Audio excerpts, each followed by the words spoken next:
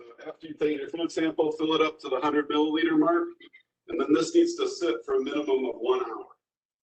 And as it sits, you'll get particles settling down into the bottom of this tube, the centrifuge tube.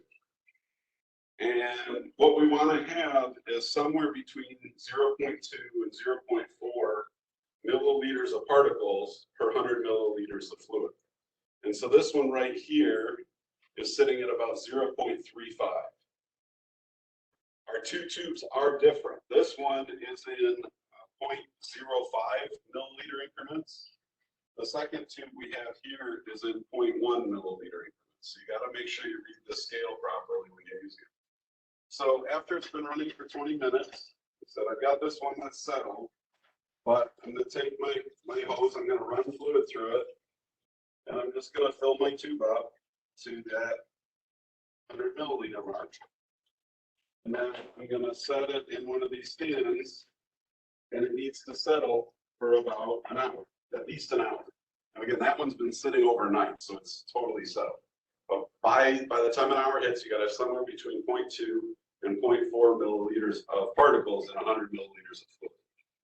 Over time, that level will drop. And that's because as we magnetize parts, those particles are going to stick to the part. And then when we're done, even though we demagnetize the part, it's still going to have particles stuck to it. We're going to take it over to the cleaning room, and we'll end up washing the particles into the wash tanks. And so the number of particles in this will drop over time. So if that's the case, if it's low, let me know. I can add more of the powder, magnetic powder that goes into the carrier solution. It's called drawdown or drop out. So we'll get the machine started. When you do this, when you're doing this test, you'll get the machine started. You'll get it running for 20 minutes. You'll take your fluid sample, and then we are not going to wait that hour before we start doing our inspections.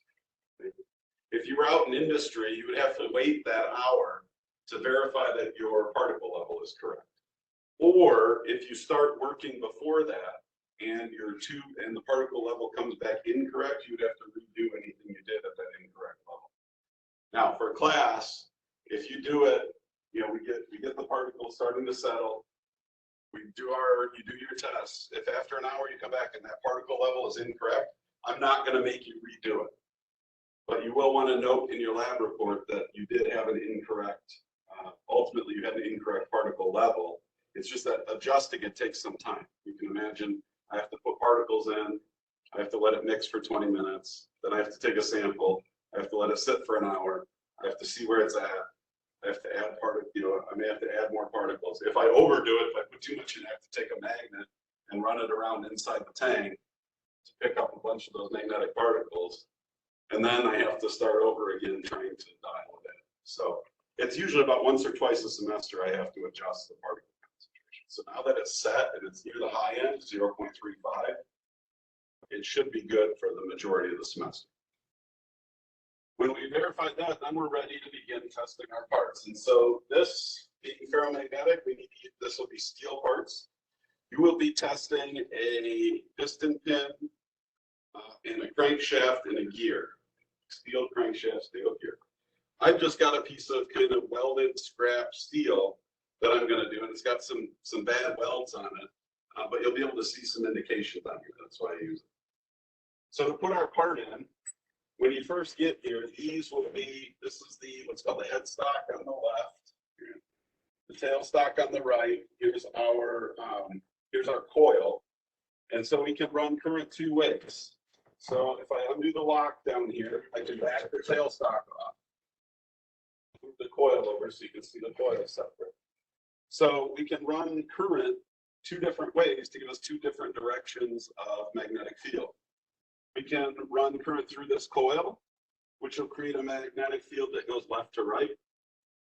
We can run current through these copper pads and through the part that'll be between them. And when that creates, if we run current side to side like that, it's going to create circular magnetic fields around our part. And so we'll need to do it in both orientations in order to check for cracks going both ways. You want the magnetic field perpendicular, or basically if the magnetic field is parallel with a crack, you won't get a good indication. You want it perpendicular at some kind of an angle to the crack. And when I do this today, you'll be able to see good versus bad indications because of it. So I've got my tailstock loose. Right now, I'm just going to put my coil off to the side, and I bring it in, and I get the tailstock pretty close, but I don't put it tight. And I tighten my tailstock down. There's a locking knob right here. You won't be able to see on camera, but you come in and look at the bench, you can see it. Now what I can do is put my part in between the copper pads, and just be careful, don't put your fingers on the end, because this headstock has a pneumatic clamp. It does stick a little bit sometimes. So you can see if I had a part in there, it would clamp the part. It does not self-retract, push it back. But if I take my part, and I just want to look for the indication that I'd like to show here. If I take my part and put it in there, keeping my fingers clear, now that pneumatic ram is holding the part in place. And that's how I'm going to put it in. And that ensures enough pressure on these copper pads that we get good continuity when we run current through the part. If this does not have a good grip on the part right here, you don't have a nice strong interface, you'll get a high resistance where the part meets the pad. And we're running upwards of 2,000 amps through our part. You'll actually melt the copper or even the steel, and you'll weld it together on the ends. If you do stick a part to the pad, that's fine. Let me know. I'll come in. Basically, just have to tear it off. There's not much we can do. And over time, the pads do get worn out. I've got some old pads if you want to see what they look like after a while. But ideally, you don't do that. You know, if you're doing a part that ultimately is going to be serviceable, if you weld it like that, you've just damaged your part. You can no longer use it. So you want to make sure it has good contact here. Now we have to figure out how much current to run through this. And I have some sheets. Nice close up here. The amount of current run through it and the directions it needs to go is given by manuals. So this is a printout. I've got printouts from the 0200 overhaul manual and the 0470 overhaul manual. And these are kind of reference tables for this stuff. And so, you know, an 0200 and 0470 isn't going to list this piece of scrap steel. But what I can do is estimate the size based on the size of the part. And so I would say, you know, this part is probably similar in size to something like a connecting rod, right? So I'm going to use the connecting rod as my reference for this. So for an 0470 connecting rod, it says to run a circular and longitudinal field. That means you're going to run it both through the pads and through the coil.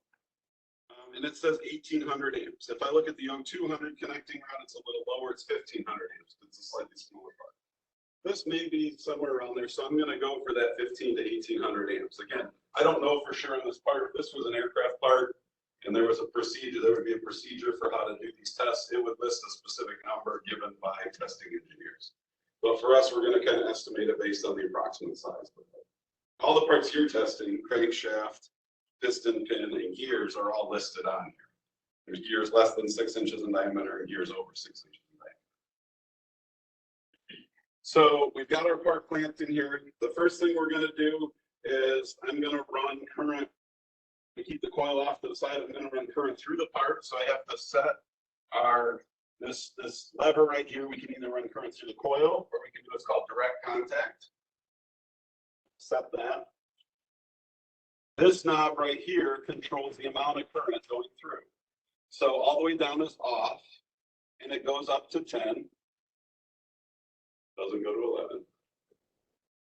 But it goes up to 10, and you don't know how much current. The current's going to be a factor of how much resistance the part is, how good of a conductor it is, and that kind of thing. So we want to get 1500 amps. So next to it, there's a gauge here that goes up to 3000 amps. And what we're going to do is essentially step it up until we get that 15 to 1800 amps. So I just know from experience, I'm going to probably have to go up to at least a 3. So I'm going to turn that to 3, and I'm going to press and hold my button for about half to 1 second. It made a loud noise. You can see this upper light came on. That tells me current's running through. And if I look at my meter while I do that, it barely moves. We're barely getting 500 amps. So that means I got to go up. So I'm going to go up 2 more notches to 5. We're still just over 1,000. Let's go up to 6. Now I hit about 1500. I could go there. I could see what 7 on. 7's a little high. It's at 2000, so there's a chance of overheating it. So I would probably leave it at 6 or 1500. And that's the idea behind that is that amperage is we want to get to the saturation point where where the part is fully magnetized. Okay, that's kind of the minimum current to fully magnetize the part. If you go a little above that, it's not going to hurt it as long as you don't overheat the part. You will feel a part like this. By the time we're done, it will be warm. But just warm. Just to try to get a better signal.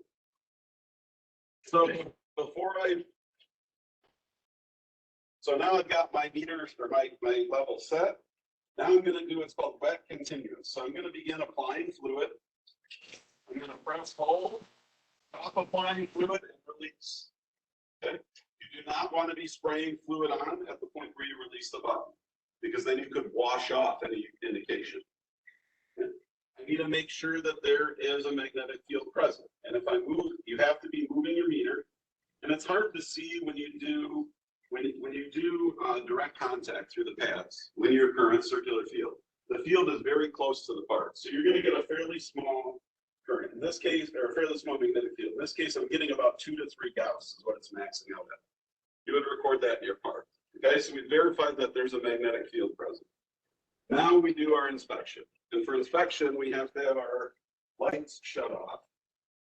I've got 2 different things we can use. I'm going to use the LED flashlights we've got. We do have overhead black lights. So if someone could turn the white lights off, and hopefully outside you guys can see this a little bit. But now I can shine my light over the part, and I'm going to look for indications. And we do have a slight indication of a crack right up the center of this thing. So at this point, I'm going to pause and have everyone kind of come in and take a look at this.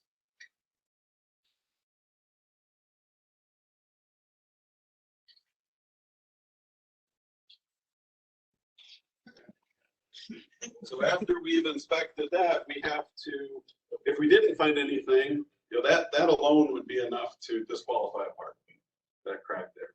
But normally we need to run both our current in both directions and our magnetic field in both directions. So right now, remember the magnetic field's kind of making little circles around the part. So it's actually parallel with that crack. So that crack's kind of showing up. Now we're going to use the coil to create a magnetic field that goes left and right. And that's going to be perpendicular to that crack that we saw there. So it should stand out even more. To do the coil, I bring the coil over. Now you can see I can't bring it over all the way because it's hitting the tailstock because it's a short part. The coil is going to magnetize approximately 6 to 9 inches on each side of the coil. So it's well within the range. You want to get this as far over as possible. When you're doing a crankshaft, you may have to move the coil and do this in 2 different spots. One closer to the headstock, one closer to the tailstock. I need to switch over to the coil. My current that I need to get is the same, 1500, 1800 amps, but I'm just going to step it down a couple notches. And I'm going to set my current. This is very low. And I did not demagnetize the part between. It doesn't matter. We don't have to demagnetize between. When we're done, we will. But right now, the magnetic field we're creating the opposite direction is so strong, it doesn't matter that it was magnetized one way. It's going to flip all those magnetic poles of the atoms the other way without needing to demagnetize first. So as I step it up at 1000 amps, 1400. So you can see I got to go higher. Before I was only at 5 or 6. Now I'm up to 8. There I'm getting 1500 amps. And so now I can do my actual test. Start putting fluid on. Press my button, stop fluid, and release the button. To do my inspection, I can loosen the coil and get it out of the way. And then we are going to have to turn the lights off again. And in addition to the flashlights we do have a fixed lamp on here. It's the halogen bulb version. You can use this as well. And now when I put it on there, you can see that we have an even stronger indication for the crack. And that's because now that magnetic field is perpendicular to the crack. And my thumbprint is gone because we ran fluid over it and remagnetized. But you can see it's a much stronger relevant indication now that the magnetic field is perpendicular. So I'm going to go ahead and pause again and have everyone cycle through so you can kind of see the difference between the two.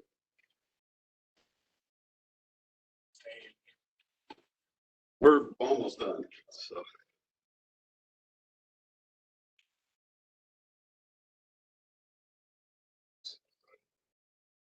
Let's close the door so we don't get the echo. The last thing we have to do before we clean our part is we have to demagnetize it. So to release it, I hit the pedal, get my part out. I'm going to move my tailstock out of the way.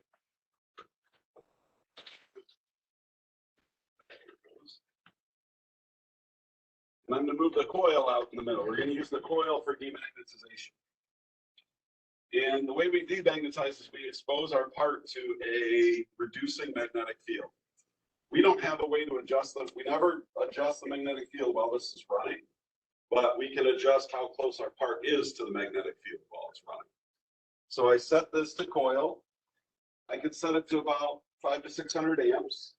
I hold my part in the middle of the coil, and I press and hold, and I draw my part away. I can do that a couple times, different orientations.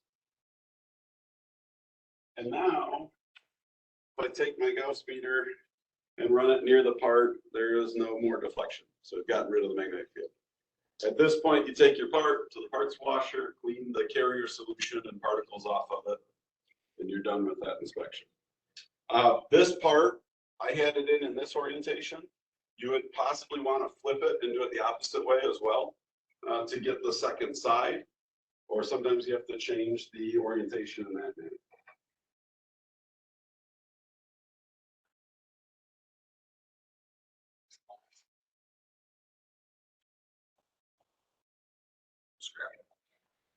Okay, the last thing we're going to do is when we do a gear, we have to do what's called a center conductor. Or anything out. We could, in theory, we could technically do a center conductor on this as well. We could put a rod through it and do it that way. But because we can do coil and direct contact, we don't need to. We need to shut the door so the audio doesn't echo. So.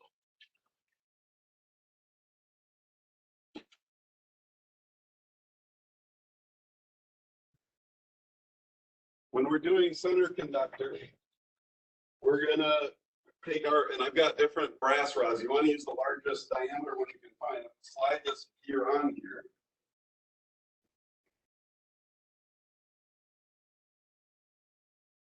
It's closed.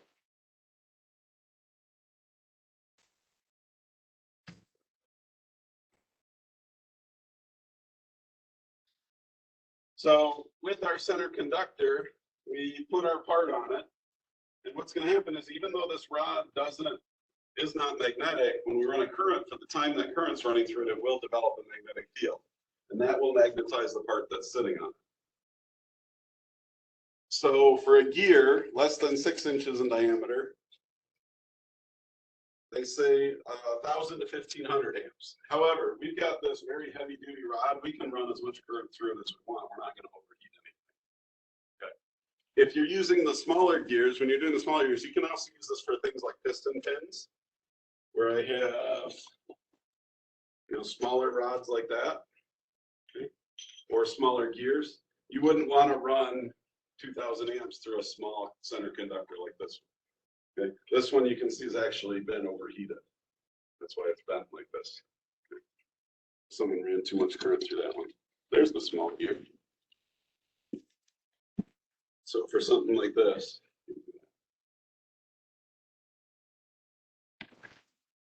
so we have our part in here. We set it to direct contact, and we're going to go fairly high on our current.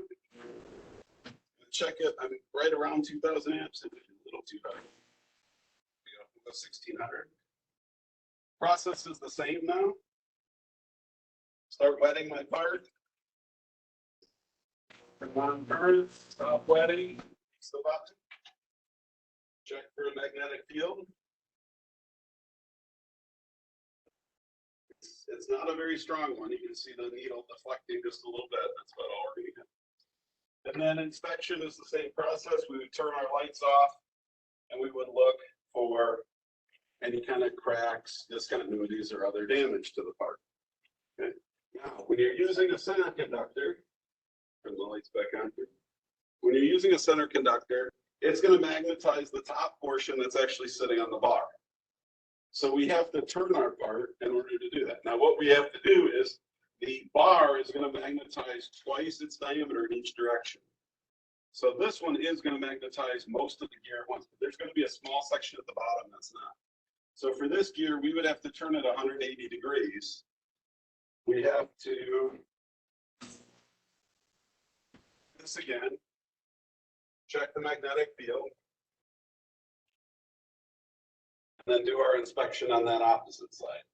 If you're doing a smaller bar with a larger gear, you may have to rotate it 3, 4, 5, or 6 times. And again, that calculation is essentially you got to figure out the circumference of the gear and divide it by 4 times the diameter of the bar. It's in the lab. We'll look at that. Just like the other parts, in order to demagnetize this, I take it off the bar. Now the bar itself does not get magnetized because it's bronze. I bring my coil out, bring the coil up, set it to about 5 or 6. And then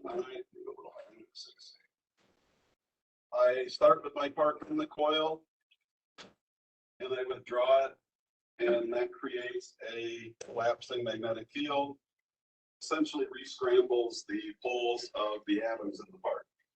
And now if I hold the part near the Gauss gauge, you can see it doesn't cause any kind of deflection, and I've gotten rid of magnetism in my part. So it's ready to go be cleaned in the wash bins. At the end of the day, to shut this down, we turn the pump off, put the disconnect off, set this back down to 0. Anytime you're not using it, you want to set that at 0 in case it does push the button. It's not going to run a current. And then we put the cover plates back on. Now we haven't been here quite an hour yet, but if I look, it's still very hard to see. Sometimes you can use your black light to check your level. So right now it's at about 0.15, but again, we have not let it settle for an hour yet. If we let it settle for at least an hour, we'll get somewhere between 0.3 and 0.35, like I have in the other 2. Questions in here?